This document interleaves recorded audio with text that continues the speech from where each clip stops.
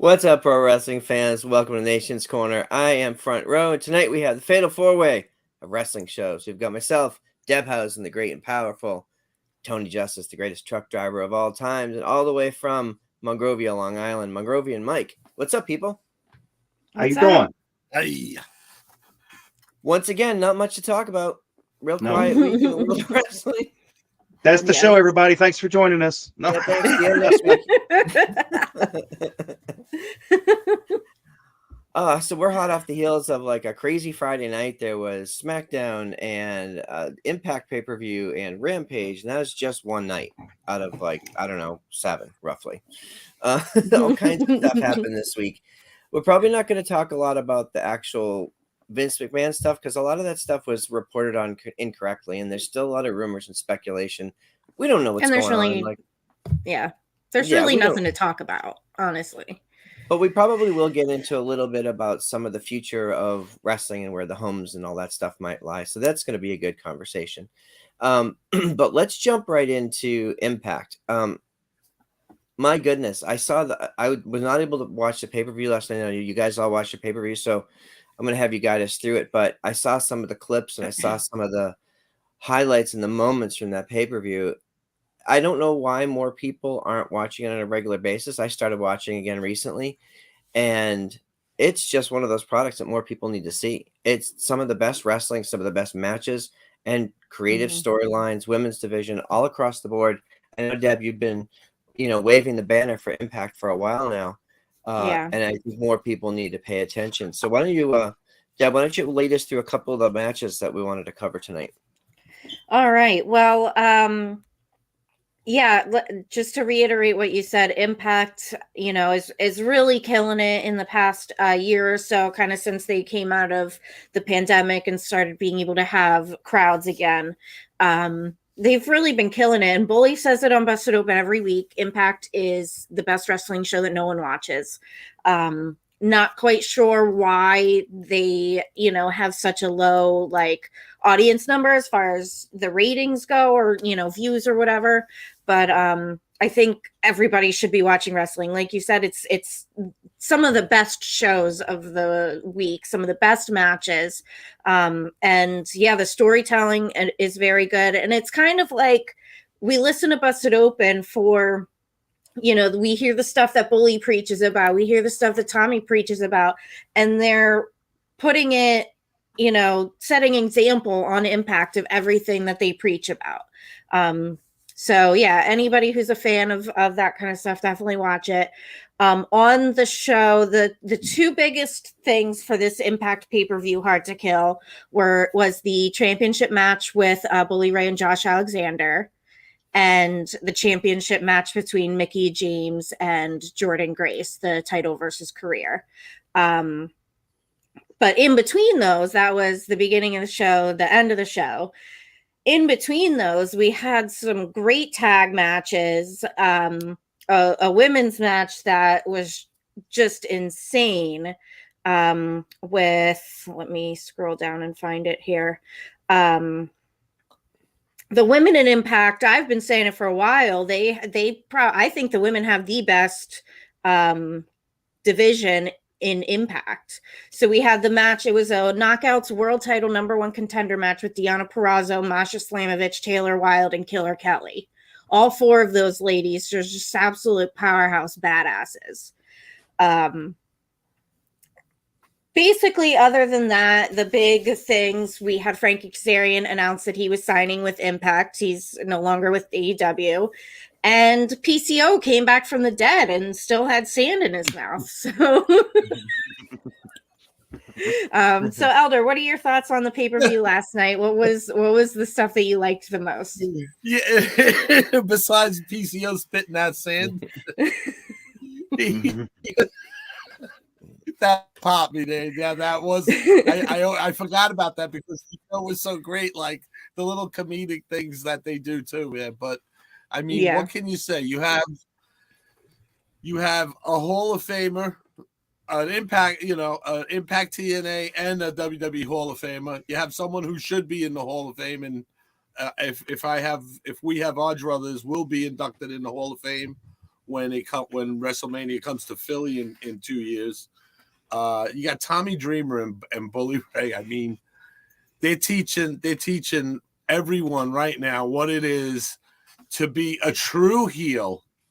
Mm-hmm. I mean, you guys know how much I love Bully Ray, and God damn it, he made me want to jump in that screen and kick him in the nuts when he said that shit to Tommy's mother and just messing with. And you know what? And when is he gonna learn? When is he gonna learn? They never forget about the nut shot.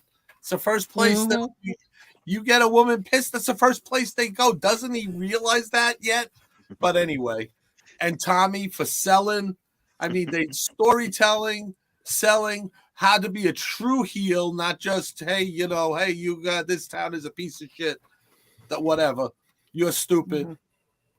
Perfect story, and it ended perfect. Not the way I would have let it end, but that's only because I'm a heel too when it comes to it. And the women's the Mickey James. I mean, look at it. We have 3 of our own busted open nation leaders, and they're there. 4. Yeah, including the guy in the front row. Yeah. Well, yeah, there's that. Yeah, well, I mean, I'm talking about in Impact. You got 3. Yeah. You know what? You can include 4 because sometimes Saturday co-host Tasha Steele. So yeah, that's right. For the culture, don't do that again. Yeah, don't do that. No, don't. Let me tell you something, brother. Don't you ever do that again. I just gotta get my friend. I think Steve is all of us right now.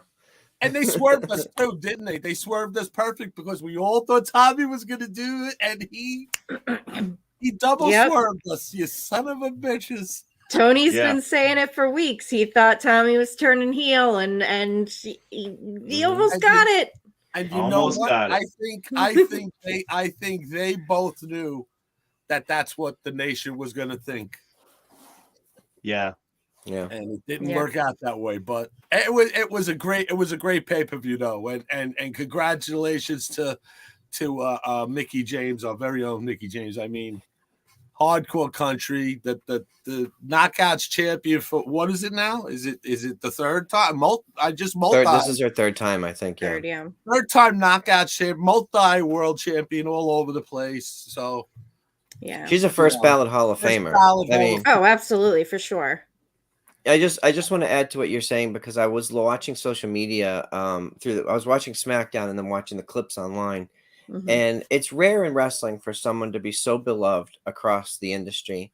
And I saw people from all over, all the companies just highlighting and showing love and respect for Mickey on social media last night. I thought it was really cool to see. We've had the chance to see her in person, to see her on TV, to hear her on the radio. And just all of it is sort of indicative of the type of person that she is. I'm a big fan, and what she was able to accomplish with this whole storyline so far. And what I want to know from you guys is, okay, so she's champ again, and she's sort of beaten the best. She's beaten the strongest in Jordynne Grace. What's next for Mickey? I just wanted to say, first of all, her entrance too. Her entrance was amazing, right to her cultural Native American roots, and God damn it, she puts on even a fucking piece of deer skin, and she still looks amazing. It's true. You know what? How do you make a dead deer look sexy? I mean, Ted Nugent's been trying it for decades, and it hasn't worked yet. We just made the dirt sheet. Really. Ted Nugent cannot make anything sexy. Okay, moving on. Agreed. But yeah, I don't know. I don't know if there's. I want to get your opinion on something because we've seen in Mission Pro, we saw Masha Slamovich sort of coming through, having some great matches there. And since she's signed with Impact, I know you've been following her career, and every match she's in is just a banger, just so physical, such a strong match. What do you see her doing next? I do think that Masha would be a good contender for Mickey James, but they've kind of had a battle recently, so I'd be interested to see like what storyline they would think of for that. But I do see big things for Masha. Maybe just going for like the I don't know. I don't know. It's hard to say, but she's definitely like a breakout star of this past year, especially since coming to Impact. I know a lot of people are paying attention to her. Do you think there's any chance down the road we'll ever see her in NXT or in AEW? I think it's possible. I think she definitely has like a look and an attitude that NXT would be interested in. I think if booked the right way, she could definitely have success there, no doubt about it. Yeah, I agree with my wife, oddly enough. But she's right. You guys have seen Masha again on TV and in person, and she has a presence. She's just different. Mm-hmm. She's just very serious and she gets in that ring and you're just frightened for whoever she's in the ring with. Right.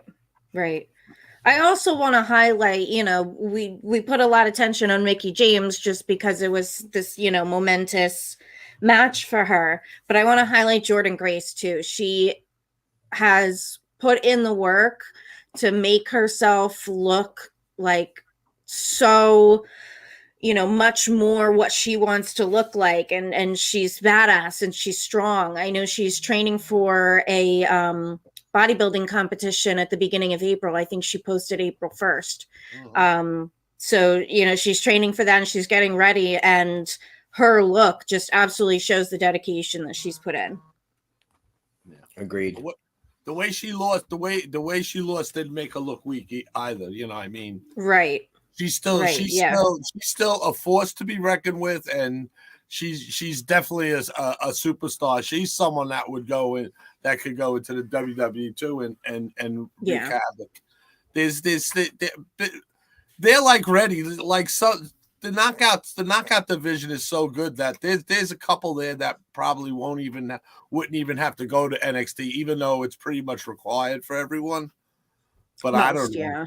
There might be a couple of AJ, there might be a couple of AJs in there that would go right to the top brand. Okay, so let's fantasy book for a second. Let's take Mickey out of the mix. If you were to be one Forbidden Door entrant from Impact into the Women's Royal Rumble, who would it be? Personally, I would love to see a Savannah Evans. I think the WWE audience would like marvel at her. Agreed. I honestly would like to see Jordynne Grace or even someone like Jessica Havoc to get that spotlight. Okay. Jordan might have a bigger name presence. Ty Valkyrie has a name presence, but they already called her Frankie Monet, Yeah, and she's not in Impact, is she? She's not there anymore. Oh, okay. I think she was on recently. I don't know, if she's contracted or if it was just a guest spot. That was taping. Yeah, she left the company. Yeah, she's still she's in another dub. Yeah. And she's all Tony, what about you? I would say Deonna Purrazzo would be a good one. Yeah.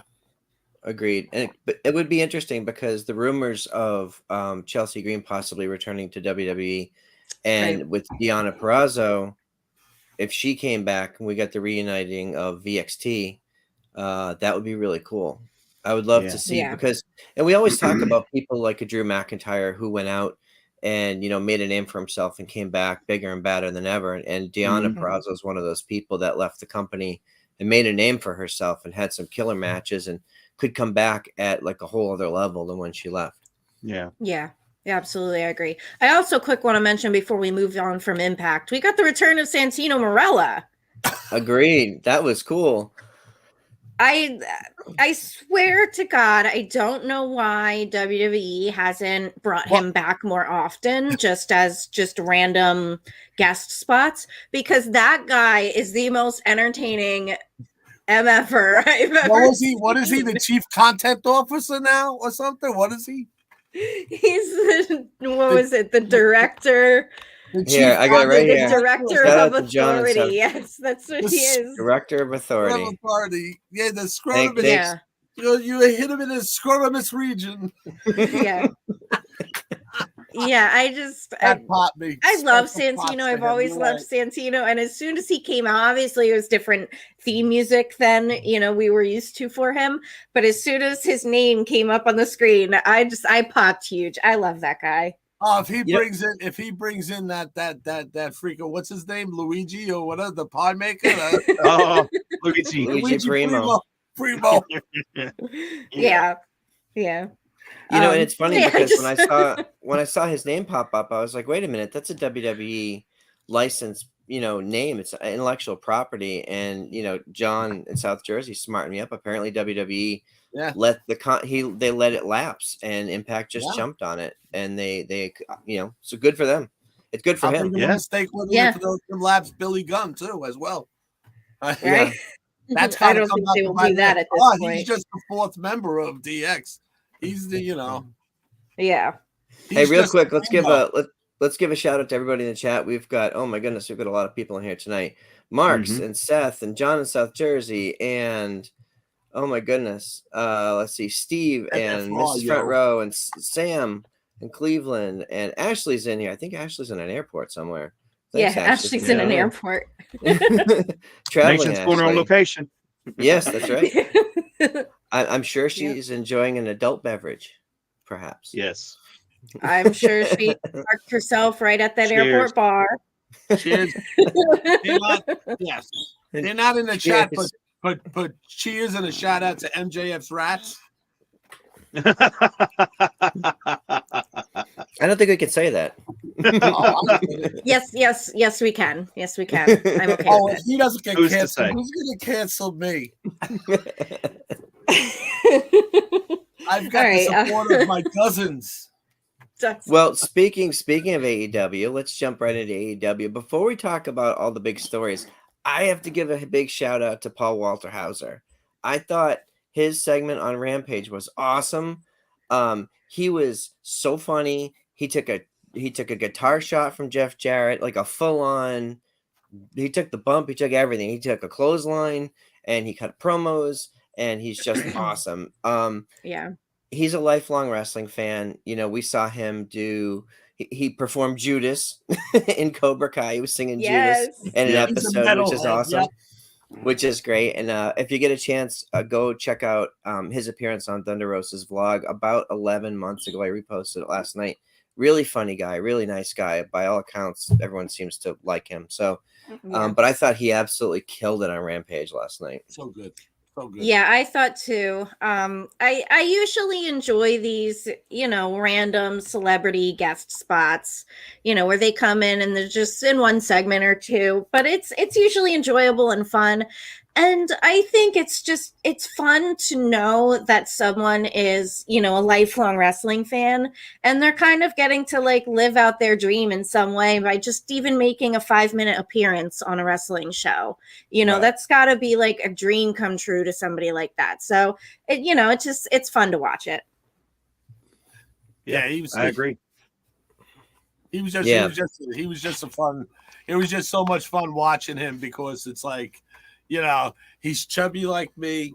He's, I can't grow the beard like he grows it, but he's into metal. He's into wrestling, and he's funny as fuck. So he's Stingray. Yeah, he's Stingray. Yes, it is. He should be he should just assume his character like Ric Flair. Maybe. Don't be doing other shit. Don't try to be like Sheriff Rick from Walking Dead. Oh, I'm gonna do something else. No, stop. Well, let's not pigeonhole the poor guy. I mean, he was in the Richard Jewell movie. He's been in a ton of TV and movie. He has a pretty good career going right now. Let him do his thing. He's a great actor. I'm only messing around. He's a good example of people that are going out there and doing big things and shining a light. He actually made a Get the Tables reference in his Golden Globe speech. That's cool. Yeah, it's pretty cool to see wrestling kind of referenced in regular mainstream. Mm-hmm. It's Yeah. amazing. Yeah. It's One of the things that I noticed, or that I really enjoyed, was the Bryan Danielson and Takeshita match. I wasn't crazy about the MJF piece, and we're going to talk more about that in a minute. But if you get a chance, go look at AEW Japan's tweet. I think it's been retweeted by a lot of the English-speaking accounts. Bryan Danielson recorded a short video talking about wrestling Takeshita after the match. And he talks about how he had been told by a lot of people how good Takeshita was, but how hard he hits. And he said, I need to feel that. I need to feel it for myself. And he said, he's everything they said and more. He said, that guy is going to Wow. be, he's a legend in the business. He had a lot of really good stuff to say about him. So I've not seen Bryan Danielson shower praise on people like that before. So it must have been good. And the match was tremendous. It was so Yes, good. it was. Is Bryan Yeah. Danielson the kingmaker or what? I mean, is He he? might be. And the dude's a machine. He's Yeah. a machine. Like you always point out, front row, that the guy's going like he's going a half hour and he's hardly breaking a beat. There's not even a beat of sweat, nothing. Usually these guys, you see the sweat pouring off, nothing, no sweat, no. His cardio is unbelievable. I walk up 10 steps and I'm Yeah. blown up. So Maybe there's something to that yoga and healthy lifestyle he's living. I don't know. Nah, the I vegan can't lifestyle. I don't know. Maybe we want to get a Say. vegan friend in here to lecture Who's to us. say? be. It's a maybe. DDP right here over my shoulder. Yep. Yep, I got my yoga mat somewhere over there. Mine's over there. Shout out to DDP. Yes. But let's talk a little I bit. do. So I remember telling you guys, like, Takeshita impressed me from the moment we saw him in his first appearance on AEW related stuff. I didn't know who he was prior, but that first match he had, I was just very impressed. I was like, I like this guy. This guy is something. So yeah, that match was amazing. Bryan Danielson is insane. And I just enjoy seeing more matches like that. Like, I think some people get a little negative about, dream match this and dream match that, but like, who cares? We're getting dream matches. Yeah. Yeah. I mean, it's okay. Enjoy wrestling. Come on. Yeah. Come Right. on. Come on. I think where people get hung up is when you have a show full of dream matches and there's no cohesive stories from week to week. You have to have a balance. Yeah. Yeah. And, I get and it. this, That's valid. This week was a good balance, I thought. Yeah. Yes. And it was an easy way to tell it was part of a story because it's who MJF threw up to Brian, so Yeah. Right. it was just perfect for him to get his dream match. And that's it. Yeah. They've been doing good. We can't rag on AEW, man. It's been hard to pick like everyone knows the weekly winners every week. We talk about it. We talk about it on the Discord. And Saturdays it's Ryan and Mark or whoever's with them. But it's been hard, hasn't it? It's been hard, Yeah. There's not a clear winner right now. No, because SmackDown's bringing like some of the best storytelling in years. Like it's been week after week after week of must-see TV. And then you go back to Dynamite on Wednesday nights and they have match quality that you can't overlook. And they have a couple of key stories that you're getting invested in. Not as many, but the ones they have are very good. And Rampage is kicking it up a notch too, if you haven't noticed. Like, Rampage has had meaningful matches, really good matches, and I think the structure of the show has, improved. And that's kind of also one of my other pet peeves about people that complain about everything is people complain that a match is relegated to Rampage. But how are you going to complain that something's too good for Rampage, but at the same time complain that there's not enough good stuff on Rampage? Yeah. So, yeah. So I think you're not relegated to a TV show that's on global television on Friday night. Just shut up with that. Right. Okay, more people watch Dynamite, but still, like 600,000 or 700,000 people are watching Rampage. Yeah. Like, I think it's very akin to like when SmackDown was going through a rough patch that, people were like, oh, it's the B show, it's not even necessary to watch. But then, how are you going to complain that something's the B show when you get mad that good matches are on there because they're not on the main show? And now it's So the A show, so and now it's the A show, yeah.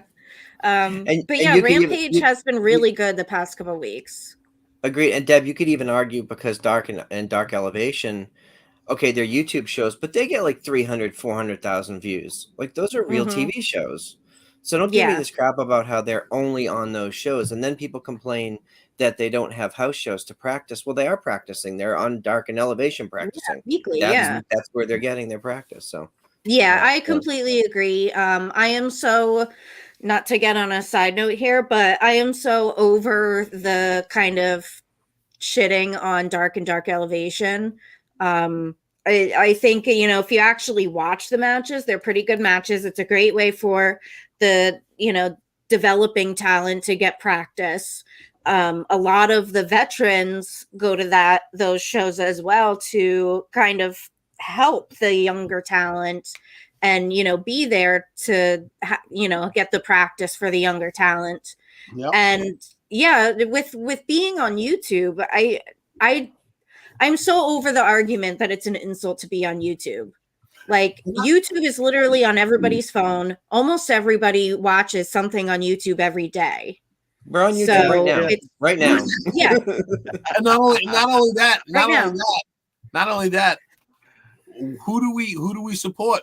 Mission Pro Wrestling. Who do we, that this is where we see all the young talent that we have on our show and that we actually promote and go out there and support and sponsor.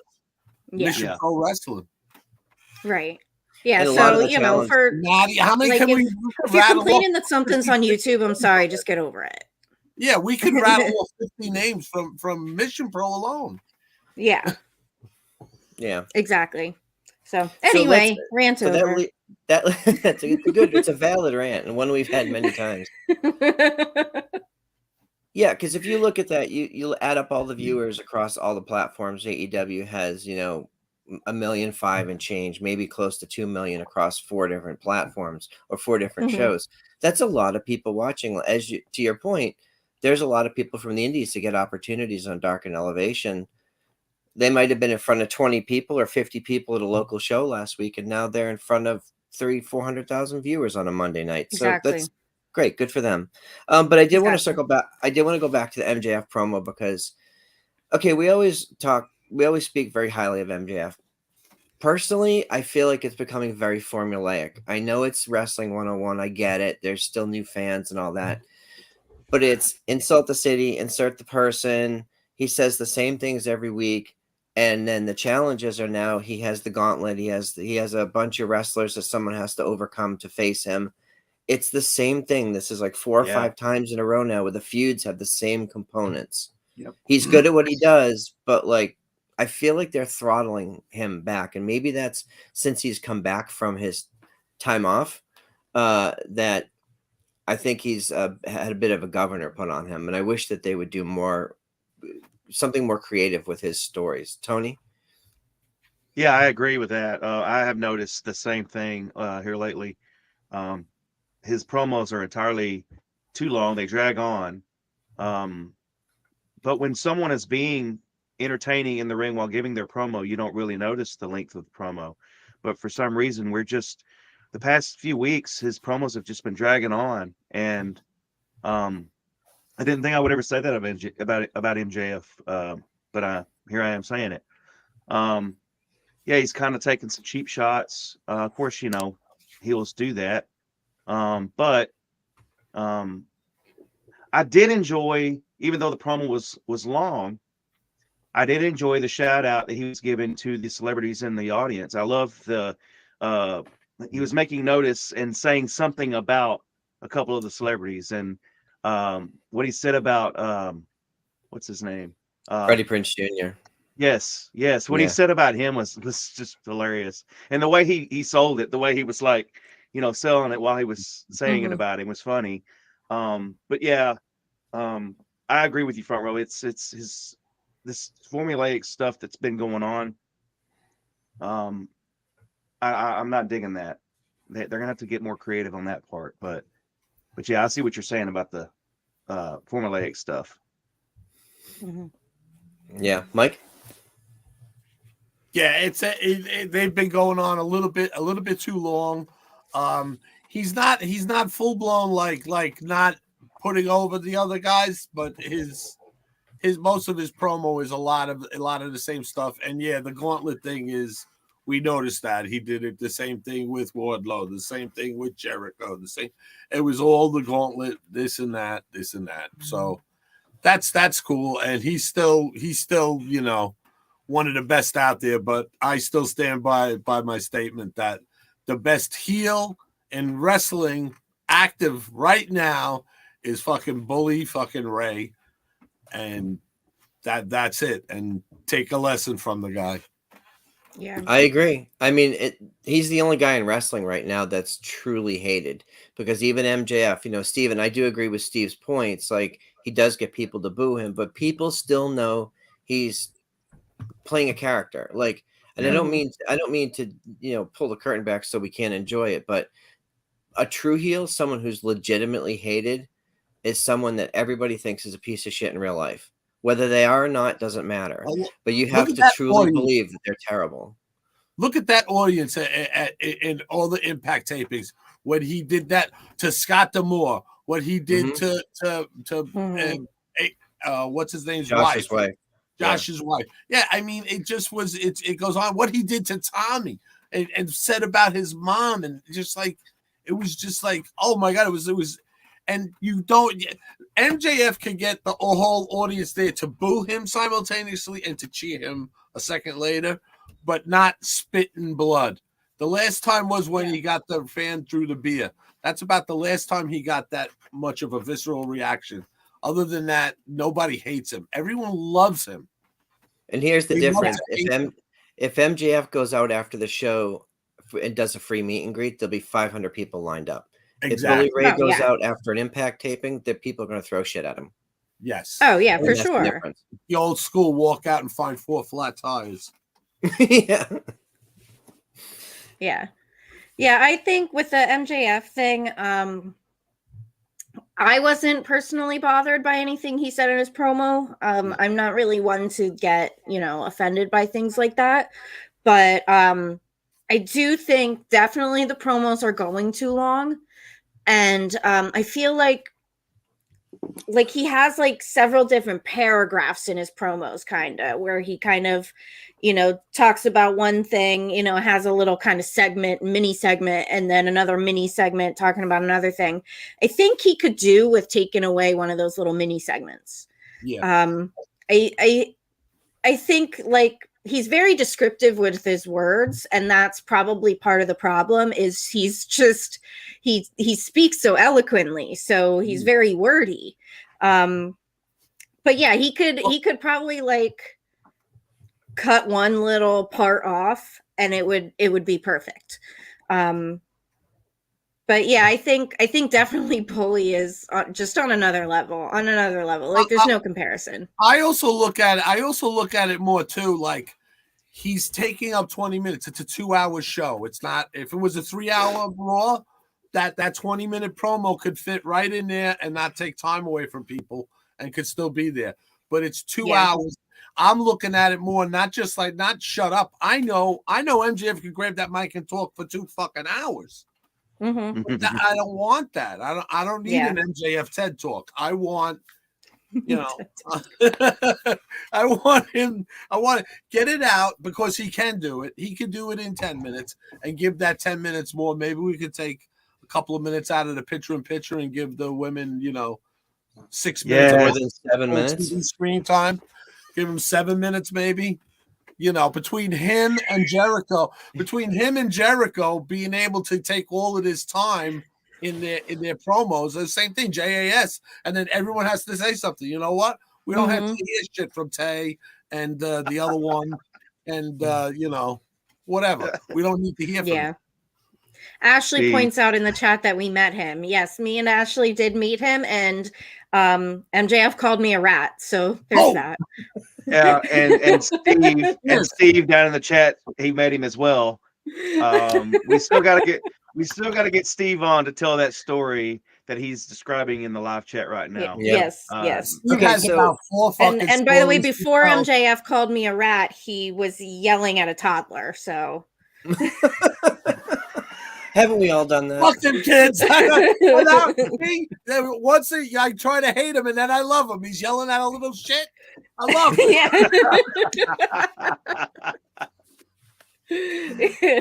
Yeah. Anyway. So moving on. Yes. There's a couple other things I know we wanted to cover, but one of the things I think that everybody needs to be listening to Dax's podcast. Dax's podcast is so friggin' good. He and Matt Kuhn, shout out to Matt. Matt's a good dude. It's very honest. It's not negative, but it's very honest. And he gives some very, very behind the scenes insights into stuff. Like this last week's pod was about their early days, coming up with the Revival and training in NXT and getting their breaks and stuff. And he is brutally honest about Bill DeMott and his experiences with them, with him and some other people there, Road Dogg, but he also puts a ton of other people over who you wouldn't necessarily think would be involved in their career. But he did speak a little bit about their Wrestle Kingdom experience. And, Dax went over, I think, a day early, and Cash had all kinds of travel problems to the point where the flights were delayed. And it was one thing after another where, and I've been to Japan. It's a really shitty flight. Like it's a 14-hour direct flight. If you have layovers, it could be a 24-hour travel experience or longer. And I think he said that Cash had 3 separate flights and all of them were delayed. Cash ended up literally getting to the arena 30 minutes before the start of the show. Wow. That means he missed rehearsals, production meetings. He missed everything that day leading up to the show. He missed everything. So if you go back and watch that match, Dax said that they ended up calling that whole match in the ring. And that was a pretty hard hitting match. So they are, in my opinion, the best tag team on the planet for a reason. But definitely go listen to that pod because I know some of you guys listen to it. Yeah, I'm about halfway through that episode. I was listening to it earlier when I was doing the dishes. It's like you said, it's very honest. He doesn't pull punches. He dispels a lot of rumors. Because there's always been these rumors that them and the Young Bucks didn't get along, or the Young Bucks hated them, or whatever. We've heard it everywhere. But he puts them over and says they should be on the Mount Rushmore of tag team wrestling. So yeah, it's definitely very honest. I think that's just the biggest word to describe it. That he's going out there saying, hey, this is the story, this is the truth. I don't care if you like it or not, but this is the truth. Yeah, and go back to, was it the first or second episode? There's a great story in there about the ref that they worked with in their match with them boys. The Briscoes. I won't spoil it. You have to go listen to it. It's a great story. It is. But okay, so I'm going to jump ahead because I know you guys really wanted to talk about this, and that is the main event of Rampage. First of all, I'm really, really happy last night that women main evented the Impact pay-per-view. Women impacted Rampage. They had a strong showing on SmackDown as usual. Women are killing it all across wrestling right now, and it's very encouraging to see. As supporters of women's promotion, we love seeing that stuff. But what was your honest opinion about this main event? This what was it? It was a street fight. It was a street fight, but it was a 4-way, right? Two tag teams, rather. Yeah, tag. It was Ruby Soho and Willow versus TJ. I loved the match. I love seeing, women getting the spotlight to be a little more like aggressive and hardcore. We see it in the indies all the time. It's nothing new, women doing hardcore style matches. We just don't typically get to see it on TV a lot. but I love that Willow is getting this major spotlight. I know we're all big fans of Willow. Her and Ruby had the Dudley Boys, kind of gear on, homage to the Dudley Boys with the camo pants. And they did the whole get the tables in the beginning of the match. So that was cool. I'm not quite sold on TJ. I like both of them. But I think they just can't really measure up to someone like Ruby and even Willow. I think there's just kind of just something that I don't know. I don't see the hardcore fire in them, I guess. No. I guess that's what you could boil it down to. I don't see the hardcore passion like someone like Ruby has. But I thought it was a great match. Ruby was just a bloody mess. Yeah. Oh my God. Her eyes must have been burning by the end of it. But I thought it was a really good picture at the end when she kind of wiped her hair up and you could actually see her eyes then. That was a great visual. So I enjoyed it. Yeah, real quick. I have to put this. Steve's killing me in the chat here. Luke Gallows told me that getting hit by Dax is like getting hit by a can of Dinty Moore beef stew. Tremendous. For those of you that don't know, Steve was a childhood friend of Luke Gallows. Yes. So And it's still And it's true. It's true. Yeah. It's damn true. yeah. Yeah, that was a great match. That's I just loved it. I know there's a lot of people that shy away from the blood. There's hey, listen, it's a little bit of everything. Maybe he went a little too deep. She did a little bit of a Brody King to herself, but yeah, it works for me. Listen, it's if you want to be extreme, if you want to fight hardcore, you want to have cage matches and this kind of shit, that's extreme matches. That's what that calls for. It doesn't call for pulling out 20 kendo sticks. I think that's more brutal.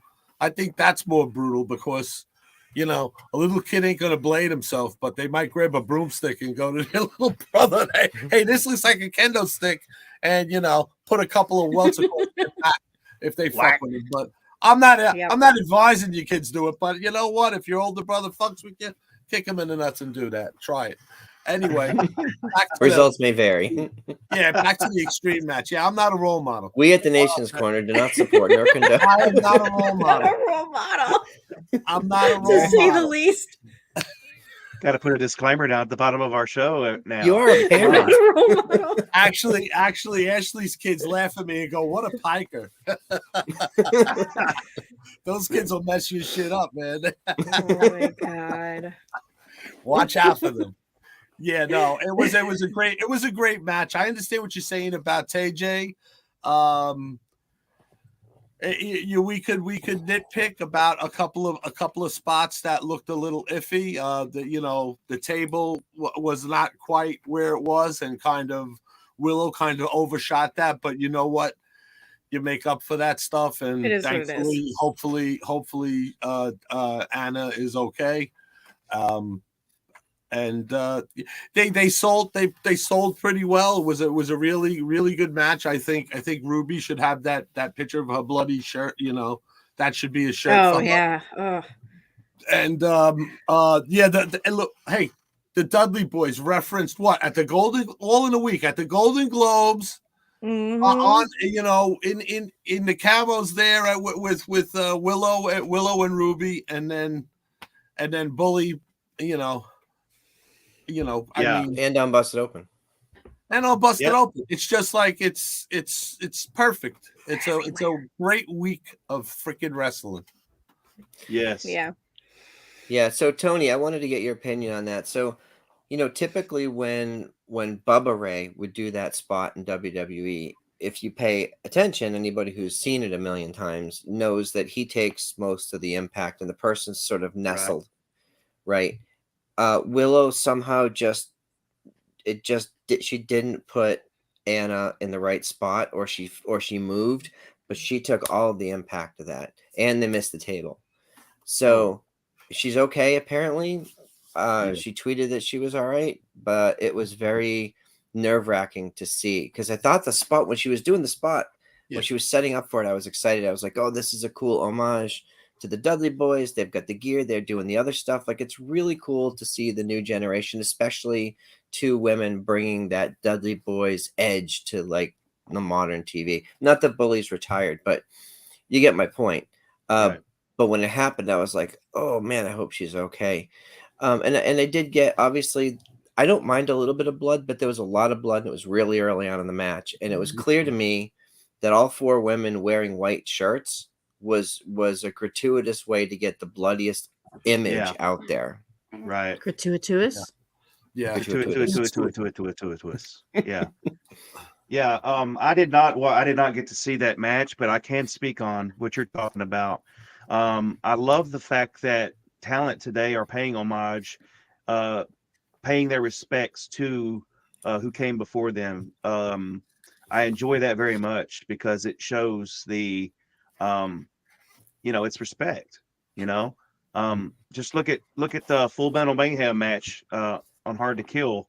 Even though Bully was involved with that, well, that is an homage to what Bully was in WWE. TLC. So I mean, it's great when you see that kind of stuff. Just shows that they're paying attention, and it's a way for the fans to make sure you're paying attention too.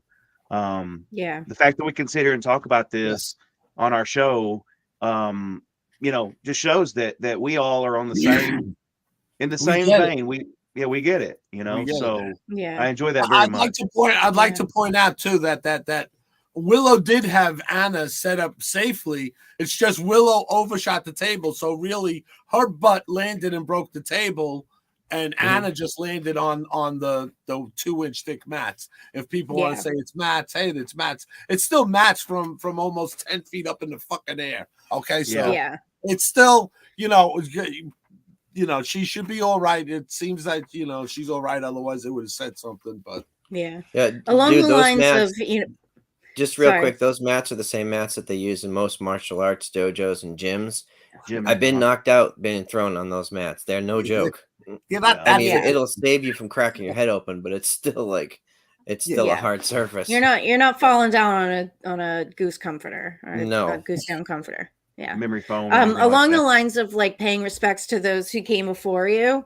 I feel like in that final match with the Elite and Death Triangle, I feel like there was a lot of kind of homages and callbacks to the classic TLC matches. There were a few spots that really reminded me of spots that happened in TLC.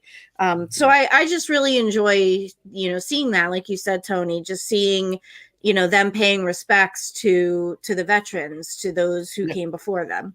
Yeah, even FTR's done that, like paying homage to the Bret Hart and Stone Cold matches and shit like that. They really do bring it back, and that was great. And FTR, they pay homage to Midnight Express every time they come out. It's because of their entrance music. It's just like Midnight Express, so it's awesome. Yeah, agreed. Yeah, agreed. So speaking of FTR, real quick, before we move on, one thing in the latest Dax podcast, when him and Cash first met, he said, "Are you a Bret guy or a Shawn guy?" And Cash said, "I'm a Bret guy." And Dax was like, "All right, we'll be friends forever." Yep. Shout out to Chris. Connecting the wrestler. Aloha. San Diego. Nice. Ohana. Well, I'm here in beautiful Charlotte, North Carolina. I'm here in beautiful Monrovia in my bunker. I'm here in the great state of Texas at home. And I am in the vicinity of Allentown, Pennsylvania. Yes. All right. So what we're going to do is we're going to we're gonna hold off on some of the WWE talk because in the next couple weeks we're gonna really prepare ourselves for Royal Rumble, which has some interesting stories going into it, and I think there's going to be a lot to talk about next week. But what I wanted to get from you guys, and something that I think we've been meaning to do for a while, is a new segment, and we're going to talk about who our wrestler of the week is. It doesn't necessarily mean the best match or the best promo, but someone that you thought had a big, their career took a big step forward, or just something you thought that they did really well. So Tony, we'll go with you first. Okay. My wrestler of the week, and it's pretty obvious. My wrestler of the week is Bully Ray. I enjoyed what he did Friday night, Hard to Kill. We all thought he's going to be the 3-time Impact World Champion, right? But Bully always talks about it on Busted Open, how the legends go in, put the younger talent over. That's exactly what he's done. He's done everything in his power to put Josh Alexander and get him to that next level, and having Josh's family involved in the story. Bully has gone to Impact and is telling great stories. It's becoming must watch over there at Impact. I'm very surprised at how well Impact is going now, and hats off to Bully. I know there's a cast of characters over there that help do that, but Bully has done an amazing job on getting eyes on Impact. So I just wanted to say Bully Ray is my wrestler of the week. Nice. Right. Deb? I'm going to say, even though he didn't have a match this week, I'm going to say Adam Cole is my wrestler of the week. I am so happy that he's back. He had a very emotional, speech when he came out. Mm-hmm. I'm really thankful that he's healthy and he's okay. We didn't really know much information. He was out for a while and we were like, where's Adam Cole? We heard that he had concussion, but nobody really knew much about what was going on. But to hear the stuff come out about how bad it really was, I'm thankful that he's okay. I'm thankful that he's back. And I'm really, really excited for what he's going to do next. Agreed. Mike? Oh boy, my wrestler of the week is the one and only Mickie James. She is the wrestler of the week. I was going to give it to Ruby for the Crimson Mask, but I still, I have to give it to Mickie. From her entrance, it was, and like I was joking, I joked, I said it sounded like that time we were hanging out and Mark signed on and his family was, by the way, Mark is a Native American, so his family was celebrating in the background and it sounded like that. So at one point it was like, oh, this is cool, man. And, Awesome. and then all of a sudden the Native Americans moved out of the way and Mickie stands up and it was just great. And really, her and Jordan just put on a banger. And that was just, that's it. That's her. It was really. Yeah, it's hard to argue with any of those folks. My pick for the week was somebody a little off the beaten path, only because she's just sort of becoming a part of this storyline now, and it's Alexa Bliss. And I say Alexa Bliss because I'm looking at her career as a whole and where she is now. She has the ability to make everything they give her into something special. And some of the stuff they've given her has not been good. Right. And she's made it work. You go all the way back to NXT. She had the little pixie outfit, and then she turned heel and was with Blake and Murphy for a while. And she was a big addition on the mic. Even early on, she was good on the mic. Going through NXT and coming up to the main roster and having all those great matches. But, she's a 3-time Raw Women's Champion, 2-time SmackDown Champion. She's a 3-time Tag Team Champion, 24/7 Champion, Money in the Bank winner. Like, she's amassing a Hall of Fame career while nobody's paying attention. And the stuff that she's done right from the beginning with Bray all the way up till now, even when he was away, she sort of always kept that little thread alive in the background, to where now we're not really sure if they're, at first I thought they were rehashing that story, but she's doing a good job of making it feel like she's an actual opponent to Uncle Howdy. And I don't know where they're going with it, but she's a terrific actor. I think Mhm. Bully talks about it all the time. Her expressions, her reactions, everything's Yes. just like Hollywood level. So Yeah. I gotta give her a lot of credit first, especially the face off that they had this week and the stuff that they did backstage was great. So kudos to Yeah. Alexa Bliss. I would agree. absolutely agree with that. She's very good at acting. So whenever, she kind of moves on from WWE, I think she would be great in movies or TV shows or, whatever. Mhm. She's got those big, gorgeous eyes that are just so expressive. So that, that helps too, that she's just, like you said, her facial expressions are just top notch. Like, she conveys so much emotion through her facial expressions. And yeah, her big, beautiful blue eyes absolutely helps with that. Yeah, if you Yep. ever see the little she did a short-lived show on the network, and it was just her on camera talking to other people. It was during the pandemic. So it was all done from home. It was really funny. Like, she's really funny in real life, or at least from what I've seen. Yeah, I absolutely. Agreed. Okay. I did want to mention, just while we're while we're getting ready to wrap up, I will be on Thursdays. In addition to the show, I'll be on Thursdays from now on the Mission Pro Wrestling YouTube channel with Emily Heller. We're doing a show called MPW Unmatched, and we're going to go back right from the beginning of Mission Pro, starting with this past week. We went back to Genesis and covered a couple of matches. We covered Maddie Rinkowski versus Jazz, student versus teacher, and we had a main event match that we covered as well. We'll give our feedback and some thoughts around the match and the pay-per-view. We're going to have some special guests. We're going to have some wrestlers joining us to talk about their matches, and that's going to be every week Thursday at 10 p.m. Eastern, 9 p.m. Central on Mission Pro's YouTube channel. Congratulations, brother. Congratulations. So, And plus, you guys get a chance to go back and check out on Title Match Network some of the old MPW matches, which were real fucking bangers. And, yeah. like I said, you're going to tell us, hey, we're going to be covering so-and-so. We go back and check out a couple of matches, and then we could be in the chat with you and harass you on another show. It's like two shows I could bust your balls on. Really cool. Well, I appreciate the opportunity. I appreciate the opportunity too.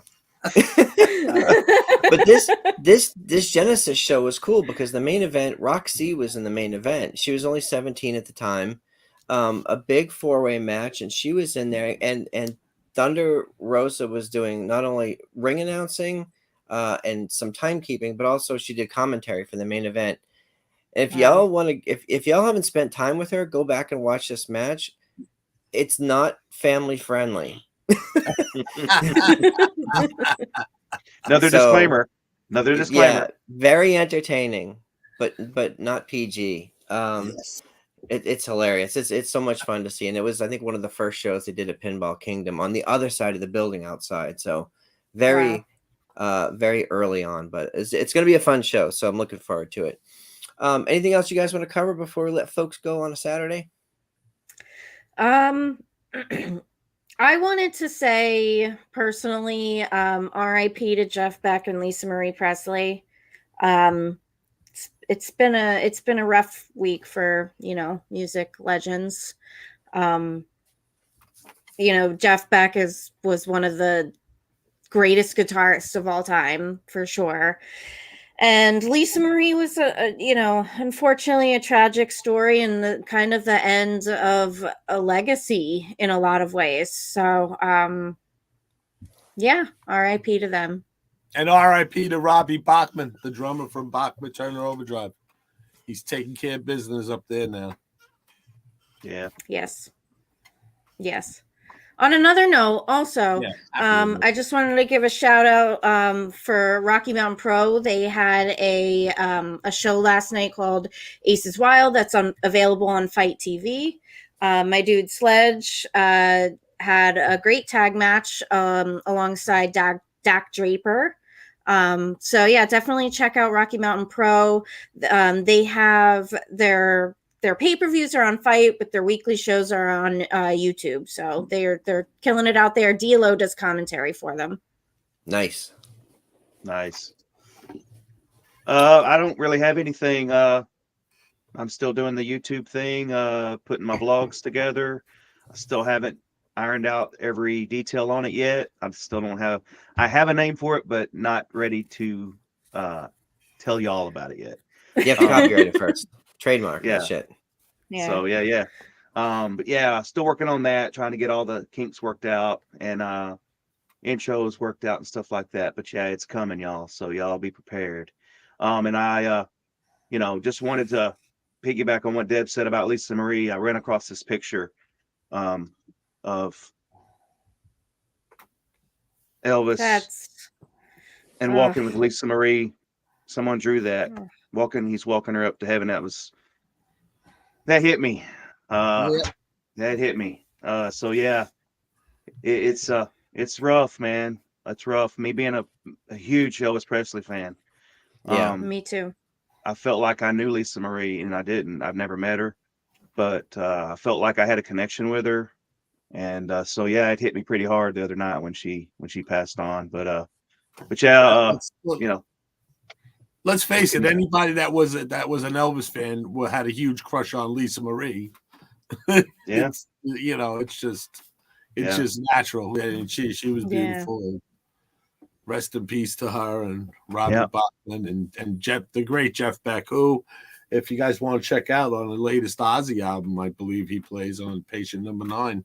So nice. Cool. I mean, the guy was just prolific. I mean, when you could take people like Richie Blackmore and Jimmy Page and every guitar player under the sun, I mean, Jeff Hanneman from Slayer, and just all these people, it doesn't matter what genre it was. That guy was an influence on people. Ross the Boss, just everybody's in shock. Every guitar player is in shock over this. And, well, they're up there. There's some band up in heaven that's jamming. Yeah. Man, they're jamming. Yep. That's right. Well, I guess it goes to me too. So cheers to everybody. Cheers to Bully and Tommy and Mickey and Dave and everyone that busted open for putting on a great pay-per-view over there. The Impact crowd, the Impact family. Cheers to the MPW family. They're going to be coming up. We're still going to be proud sponsors of them. I'm going to be handling the sponsorship. So anybody reach out to me, and we're gonna still be sponsoring Mission Pro Wrestling. So slide into the DMs, not the perverted ones. I know. I see this kid every morning. I know I'm a fucking slide left. So don't worry. On that note, Deb, where can people find you on the socials? At That's So Debonair on the Twitter machine and the Instagram. Tony? Okay, you can find me right there at Tony Justice AJFA on Twitter and Instagram. And if you're a Metallica fan, you know what that means. Ooh, yeah. Mike? I'm Mongrovian Mike. Hey, go to HastelToy.com and pre-order the Smoke Train Charles Wright action figure. It's in the classic Hasbro style. My boy had a great success on the first day. And also go to Sales of the Dead on Instagram. That's Sales of the Dead on Instagram. And my boy Dan is there, and he's selling a whole bunch of shit, a whole bunch of metal albums, a whole bunch of wrestling shirts. Nice. Check it out. Vintage stuff. If people are interested, go there. Cool. I heard Cardona talk about Mitch again on his vlog. Yeah, he calls him Mitch the bitch, but he really loves Mitch, and Mitch loves him. Kayfabe, brother. Kayfabe. Great guy. I'm very happy for Mitch. He even put out a video afterwards that this turns out to be a great success. This pre-order, so I'm very happy for my friend Mitch. And just go there and check it out. It's really cool looking if you're into the old style Hasbro figures like we are. And Steve is a fucking pisser here. Steve Logston. He's got to be on the chat every friggin' week. Steve's great. You hear that, Steve? You got to be home every Saturday night for us. Steve in text is the best, by the way. Happy birthday, Ziggy! Happy birthday, happy Ziggy! Birthday, Ziggy! Our very own Ziggy, Chris from Baltimore's daughter, is turning 13 today. So happy birthday to our Ziggy. Yes. Nice. Okay, and you can find me on all the socials at PW Front Row. You can find us at Nation's Corner on Twitter and at The Nation's Corner across all the other socials. We are looking forward to next week. We're looking forward to the Royal Rumble. My wife and I will be in Texas again on February 11th for the Mission Pro Kickstart My Heart pay-per-view. You guys, I'm sure there's more stuff coming up in Philly soon. There seems to always be something in Philly or Baltimore. Tickets I'll for be in WrestleCade Jersey. go on sale. In Jersey on Friday for the ISPW show, where Enzo is taking on Rick Recon with Dave in his corner. Okay, nice. Yeah. I'll be there. Cool. Hey, Deb, while you talk to Dave next weekend, ask him about stealing Front Row's gimmick Friday night at He can have it. I was in the second row at the last pay-per-view, so that's okay. It is what it is. Yeah. Who's to say? Who's to say? Oh, and we'll be going to Trenda's flying out here for NXT Vengeance Day in a few weeks. Ooh, That's going to be fun. So we'll be reporting back on that the next week. So it's going to be a lot of fun. All right, buddy. Hell yeah. Have a great week. Thanks for joining us tonight. Later.